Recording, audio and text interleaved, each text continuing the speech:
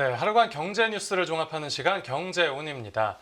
우리 반도체 기술 수준이 중국에 역전당했다는 뼈아픈 진단이 나오고 있습니다.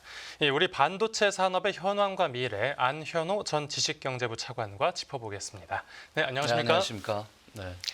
네, 이제 얼마 전에 국책연구기관이 쓴 그 반도체 보고서 하나가 화제가 됐습니다. 네. 이 한국의 반도체 기술 수준이 중국에 대부분 추월당했다.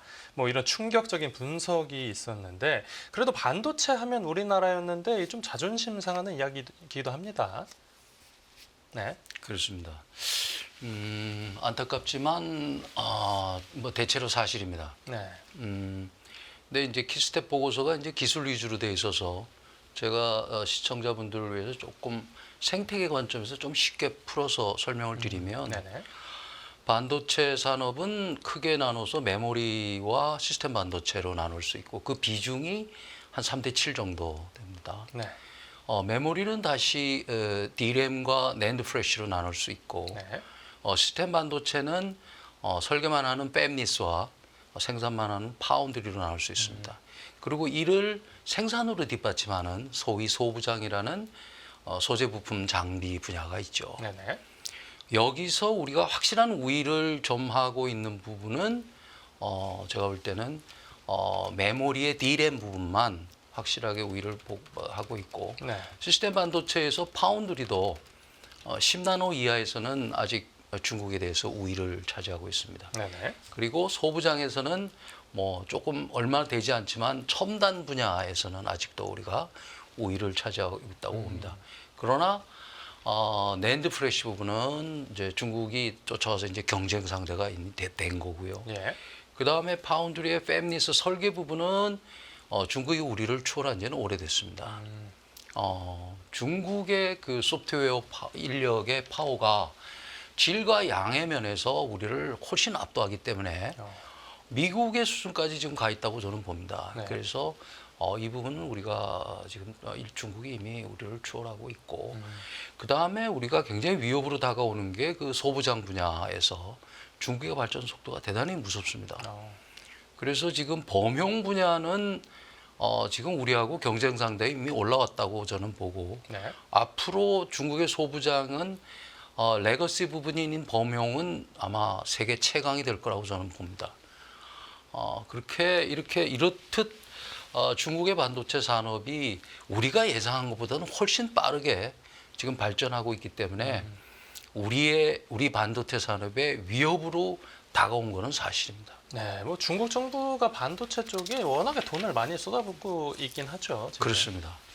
네, 근데 그동안은 근데 중국 반도체가 가성비, 그러니까 좀 이게 값싸게 이제 대안으로 좀 막 쓰기 좋아서 많이들 썼는데 지금은 아까 말씀해주신 것처럼 기술력도 많이 좋아졌나 봅니다. 이제는 뭐 그 반도체 기술력이 우리나라하고 대등한 수준에 대부분 올라왔다고 앞에서 말씀드렸지 보입니다. 네. 그리고 아까 그 소부장, 그러니까 소재 부품 장비 같은 경우에는 이제 우리가 일본과 무역 분쟁을 할 때 또 반도체 자립을 뭐 이뤄내자 이런 캠페인을 하면서 그때 좀 많이 크기도 했고요. 네, 그래서 지금 이제 우리 반도체가 한때는 이제 막 승승장구하다가 이렇게 뭐 중국에 뒤처졌네, 뭐 어디에 밀렸네 이런 이야기가 이렇게 많이 나오는 이유가 뭘까요? 그것은 아무래도 우리가 업계나 정부 모두에게 저는 책임이 있다고 봅니다.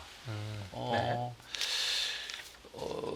아무래도 이 반도체 산업이 이제 우리나라가 메모리 위주로 이렇게 되어 있고 업계에서는 메모리 분야에 오랜 기간 1위 지위를 유지를 했습니다. 1위 지위를 유지를 하면서 이러한 1위 지위에 취해서 지속적인 혁신을 못하고 오만과 방심으로 지속적인 혁신을 추진하지 못한 게 오늘에 이르렀다고 보고 네. 그리고 우리의 취약 분야인 시스템 반도체 부분에서도 그 역량을 높이고 생태계를 확장하는 데 산업계가 소홀히 하지 않았나 저는 이렇게 판단합니다. 네. 그렇다고 정부의 책임도 저는 피할 수 없다고 봅니다. 네. 지금 알려진 바와 같이 중국이나 미국은 반도체 산업을 안보 차원에서 지원을 하고 있습니다. 그리고 이것을 10년 이상의 장기 계획을 가지고 업계와 같이 발전을 추진을 하고 있거든요. 네. 그러나 우리나라를 보면 단편적인 그러한 정책과 지원은 있었습니다마는 중국과 미국과 같은 장기적인 발전 계획은 없었다. 그리고 지원의 규모에 있어서도 우리는 턱없이 부족하다. 이러한 원인들이 우리나라 반도체 산업의 경쟁력을 약화시켰다고 저는 생각합니다. 네. 지금 중국하고 그러니까 우리 반도체를 좀 이렇게 비교를 하고 있는데 이게 세계 다른 나라하고도 이렇게 비교를 했을 때 세계적으로 우리 반도체가 네. 어느 정도 위치에 와 있죠? 전 세계적으로 보면 지금 미중 패권 전쟁이 본격화되기 전에는 글로벌 반도체 산업은 철저하게 효율성 위주의 분업 구조를 이루고 있었습니다. 네. 다시 말씀드리면 메모리는 한국의 삼성전자와 SK하이닉스, 미국의 마이크론 이 3사의 과점 체제고 네. 낸드 프레시는 이 3사 플러스 일본의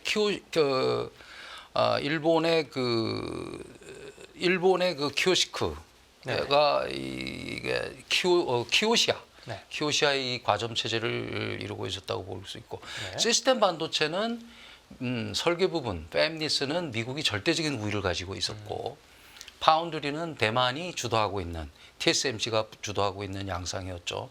그리고 부품 소재 장비 단에서는 부품 소재는 일본과 유럽, 장비는 일본과 미국이 절대적인 우위를 가지는 그러한 구조였다고 볼 수 있습니다. 네. 그런데 이러한 구조가 중국의 반도체 산업이 아주 급속도로 발전하고 이거를 견제하기 위한 미국과 중국의 패권 견제 전쟁이 벌어지면서 네네. 이 구조가 뿌리쳐 흔들리고 있는 양상이거든요. 네. 그런데 여기서 다른 분야는 그다른 큰 변화가 없습니다만은 우리가 우위를 가지고 있는 이 메모리 분야는 지금 그 지위가 상당히 흔들리고 있다고 생각합니다. 그 이유는 두 가지인데요. 예. 하나는 중국의 메모리 산업이 급속도로 발전하는 거 하나. 네. 두 번째는 메모리 산업도 AI 혁명 때문에 시스템 반도체화돼 가고 있거든요. 네. 그러면 우리가 시스템 반도체 분야가 취약하지 않습니까? 예. 이렇게 되니까 우리나라가 메모리 분야에서도 기술적인 우위를 지금 상실해 가고 있지 않나 하는 이런 걱정이 되고 있다고 생각합니다. 네. 그리고 소부장 분야는 아까 말씀드린 대로 유럽, 일본, 미국이 첨단 분야에서는 절대적인 우위, 레거시 분야에서는 중국이 앞으로 최강자가 되면 우리는 샌드위치화가 되어갈 것이고 네. 우리의 입지는 점점 좁아질 것으로 생각이 됩니다. 그래서 지금 결론적으로 말씀드리면 전 세계 반도체 산업에서 우리의 위상이 점점 떨어지고 있고 네. 이게 상당히 불리한 상황으로 되어가고 있는데 앞으로 이런 상황이 우리의 노력이 이 효과가 만약에 나지 않는다면 자칫 잘못하면 5년, 10년 지나서 우리가 위기로 이어지지 않을까 하는 걱정이 되는 것도 사실입니다. 네, 그러면 이렇게 우리 그 삼성전자 같은 경우에 이 메모리 쪽에 이렇게 집중을 하고 있는데 이 비중을 좀 줄이고 아예 시스템 반도체 쪽으로 조금 더 이렇게 도전을 해보는 건 비중을 늘리는 건 어떻습니까?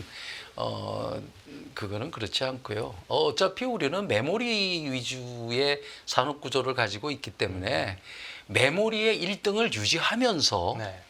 시스템 반도체의 경쟁력, 역량과 경쟁력을 제고하는 방향으로 저는 가야 된다고 봅니다. 네. 지금 반도체가 우리 주식 시장에서 이제 큰 비중을 차지하고 네. 있고 또 반도체 수출이 이제 과거부터 우리를 먹여 살려오지 않았습니까? 이렇게 반도체가 부진하면 이제 국가 경쟁력 전반에도 좀 타격이 불가피하겠죠. 그렇죠. 네. 어느 정도 타격이 있을 거로 보십니까? 우리나라의 성장 역량, 그러니까 우리나라가 경제 성장을 해 나가는데 가장 중요한 성장 동력은 저는 제조업이라고 봅니다. 네. 그 제조업 중에서 우리나라에서 두 축이 뭐냐면 반도체를 중심으로 한 IT와 자동차입니다. 이 두 분야가 50%가 넘습니다. 네. 그 중에서도 제일 중요한 걸 뽑으라면 반도체죠. 그래서 만약에 반도체가 우리나라가 경쟁력을 잃어간다면 네. 우리나라의 제조업 기반도 상당히 약화될 수밖에 없고 네. 우리나라의 성장 동력이 제조업의 경쟁력이 약화된다면 이것은 바로 수출 감소와 우리 경제의 위기로 이어진다고 저는 봅니다. 그러면 반도체가 좀 도약을 하기 위해서는 어떤 묘안 같은 게 있을까요? 대책이요. 네. 대책을 이제 뭐 전망은 조금 이따 말씀을 드리고 네. 그럼 대책부터 좀 말씀을 드리면 네. 단기적으로는 트럼프 정부와 협력을 공고히 해서 우리나라 반도체 산업의 피해를 최소화하는 게 굉장히 시급하다고 봅니다. 네.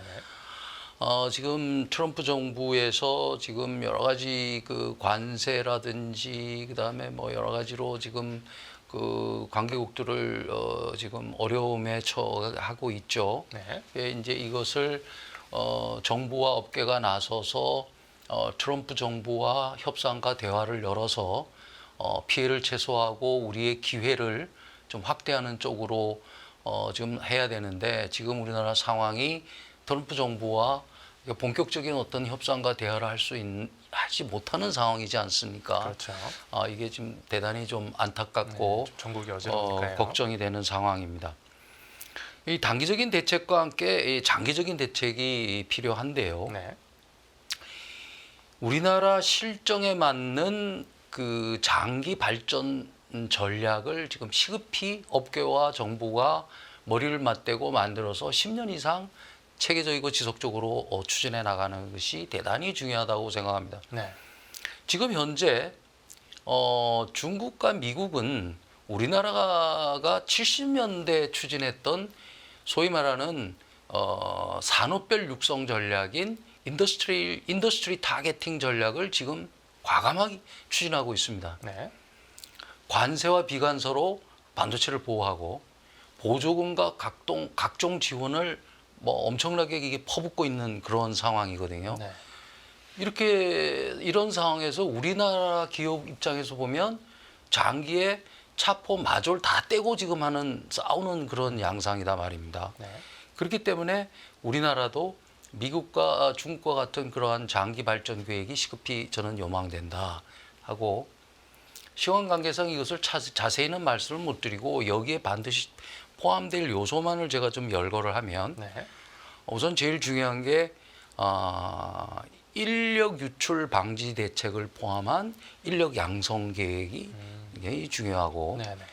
두 번째로는 앞으로 중요한 차세대 패키징 기술, 그다음에 차세대 반도체 기술을 확보하기 위한 기술 로드맵을 만들고 그거를 실행할 수 있는 방안이 반드시 포함되어야 하고요. 네.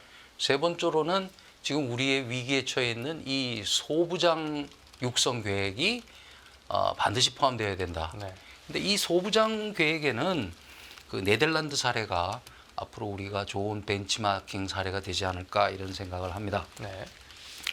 또 하나 지금 대단히 시급한 과제는 뭐냐면 지금 미국이 세계 공급망 재편을 추구하고 있거든요. 네. 반도체 산업의 공급망을 지금 미국은 칩4 플러스 네덜란드로 주도로 끌고 가고 싶어 합니다. 네. 아마 바이든 정부가 추진해 온 게 트럼프 정부도 이것을 가져갈 것 같고 그리고 가급적이면 중국을 배제하려고 하고 있어요. 물론 중국을 완전히 배제할 수는 없을 겁니다. 네. 그렇지만 어떠한 경우든 중국을 가급적 배제하는 쪽으로 지금 가고 있습니다. 이렇게 되면 우리나라 입장에서는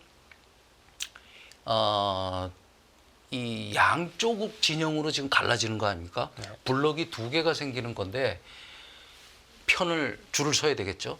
그럼 우리는 미국에 줄을 쓸 수밖에 없고 네.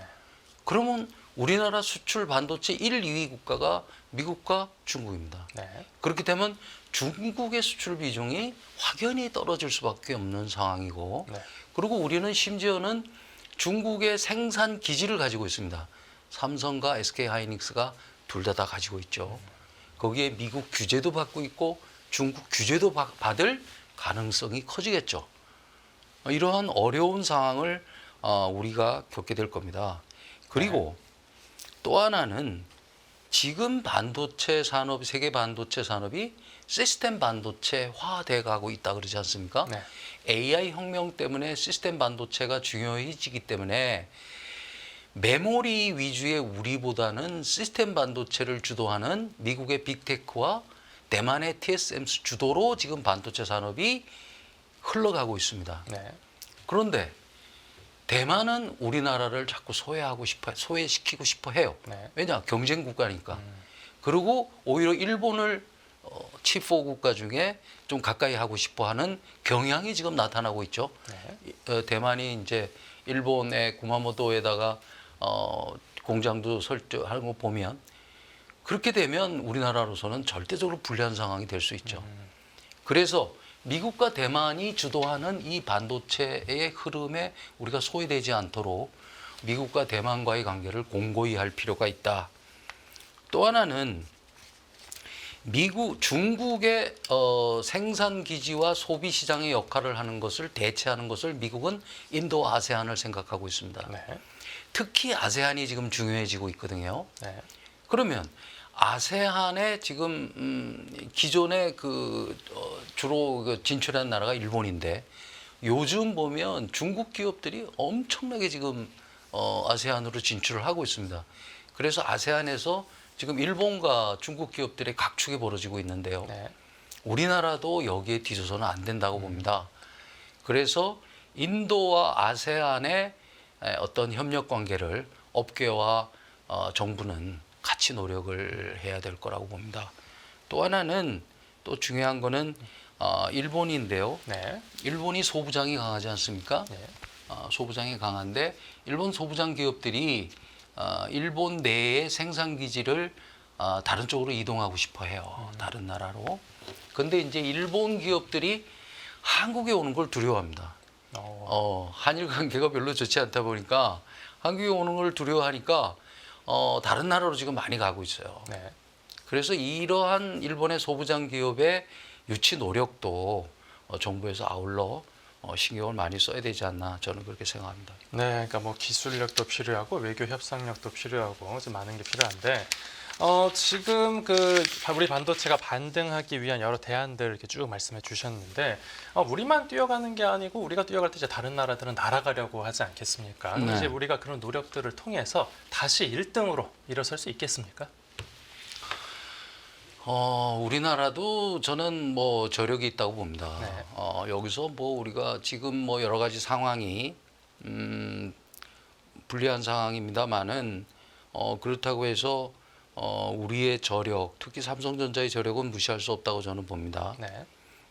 그렇기 때문에 우리도 혼신의 힘을 다해서 체계적으로 노력하면 우리나라 반도체 산업의 경쟁력을 저는 유지하고 전 세계 반도체 산업의 그 위상을 지켜나가는데 충분히 지켜나갈 수 있다고 저는 생각을 합니다. 네.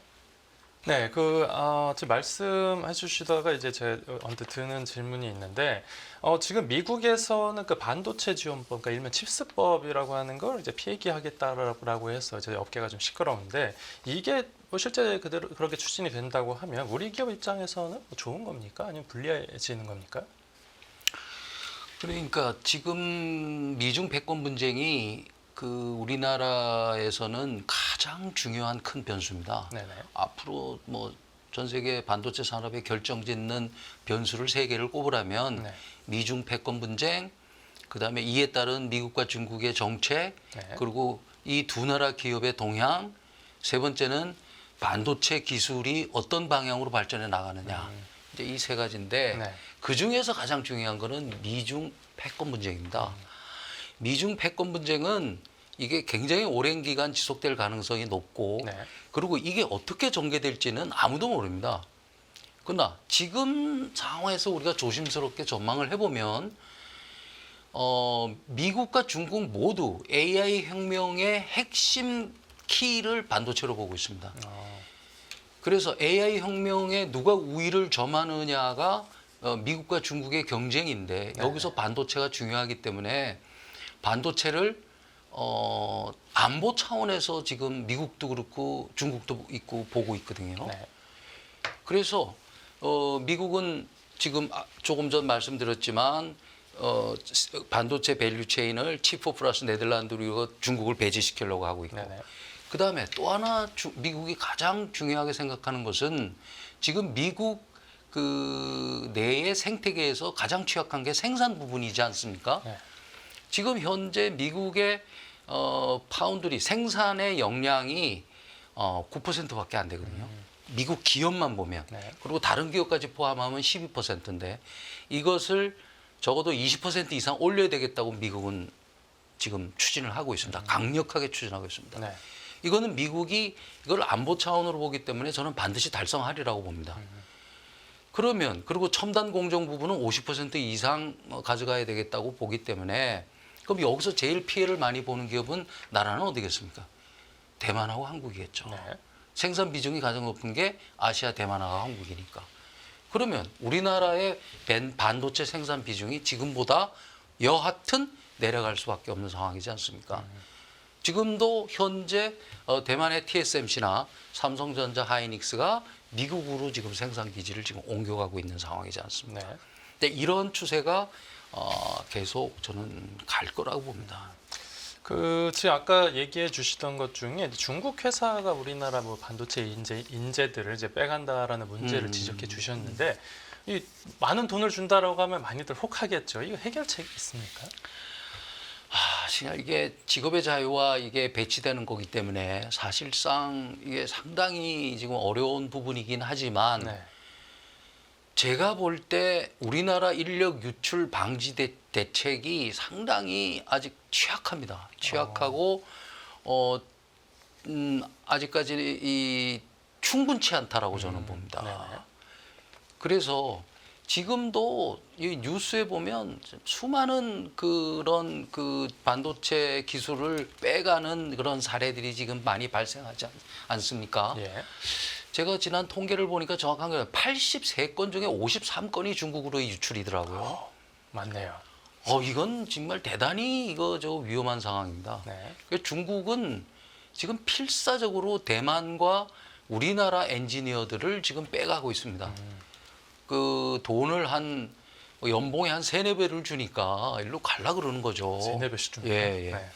그러니까 이거는 한국 기업 차원에서도 관리를 해야 되고 대한민국 정부 차원에서도 정말 엄격히 관리를 해야 됩니다. 네. 그러니까 직업의 자유를 해치지 않는 범위 내에서 이제는 삼성전자나 하이닉스 그다음에 소부장 기업들까지 이러한 인력 유출이 되지 않도록 정부에서 특단의 대책이 저는 나와야 된다고 봅니다. 네. 이 법적으로도 어떻게 고발이나 고소를 할 수 있는 방법은 없습니까? 그런 제도는 지금 다 있죠. 다 갖춰져 있기는 하지만 여기에 쏟는 정부의 관심과 노력이 턱없이 부족하다라고 봐요. 제도는 있지만 네. 이것을 실행하는 그런 의지와 노력이 아직 턱없이 부족하다라고 저는 판단합니다. 네, 이런 부분에서도 이제 중국 당국이 반도체 산업에 돈을 쏟아붓고 있는 거하고 좀 대조적이네요. 그렇습니다. 네. 그러니까 우리나라 기업들은 중국이나 미국은 지금 뭐 어마어마한 그 보조금이나 지원을 쏟아붓고 있고, 네. 그 다음에 인력 양성도 지금 대대적으로 하고 있고, 이런 상황에서 우리나라 기업들은 아까 말씀드린 대로 지원도 제대로 못 받고 있고, 네. 그 다음에 인력 양성도 제대로 공급받고 있지 못하는 상황이기 때문에 대단히 어려운 상황이라고 볼 수 있습니다. 네, 알겠습니다. 네, 오늘 이야기는 여기서 마무리하겠습니다. 잘 들었습니다. 감사합니다.